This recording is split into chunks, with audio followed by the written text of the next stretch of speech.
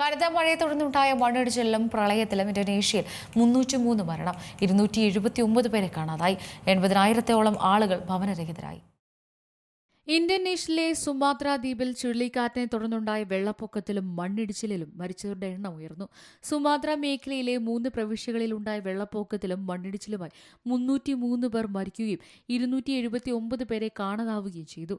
രാജ്യത്തെ ദേശീയ ദുരന്ത നിവാരണ ഏജൻസിയാണ് ഇക്കാര്യങ്ങൾ അറിയിച്ചത്. കനത്ത മഴയിൽ പലയിടവും വെള്ളത്തിനടിയിലായതിനാൽ 10,000-കണക്കിന് ആളുകളെ ഒഴിപ്പിക്കേണ്ടി വന്നു. പല പ്രദേശങ്ങളിലേക്കും പ്രവേശനം വിലക്കിയതിനാൽ പലയിടത്തും താമസക്കാർ കുടുങ്ങി.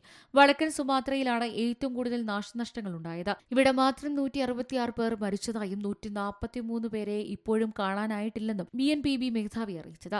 ഇന്തോനേഷ്യ, മലേഷ്യ, തായ്ലൻഡ് എന്നിവയുടെ പല ഭാഗങ്ങളും ഒരാഴ്ചയായി ചുഴലിക്കാറ്റ് മൂലമുള്ള പേമാരിയിൽ വലയുകയാണ്. മലാക്ക കടലിടുക്കിൽ ഒരു അപൂർവ ഉഷ്ണമേഖല കൊടുങ്കാറ്റ് രൂപപ്പെട്ടു വരുന്നു. വടക്കൻ സുമാത്ര തീരത്തിലുള്ള ദ്വീപിൽ 2 ദിവസം മുൻപ് 6.6 തീവ്രതയിൽ ഭൂചലനം രേഖപ്പെടുത്തിയിരുന്നു. പിന്നാലെയാണ് ഇവിടെ മഴ ശക്തമായത്. News desk Malayalam news. ഏറ്റവും പുതിയ വാർത്തകളും വിശേഷങ്ങളും വിരൽ തുമ്പിലറിയാൻ മലയാളം ന്യൂസ് എല്ലാ ഡിജിറ്റൽ പ്ലാറ്റ്ഫോമുകളിലും ലഭ്യം.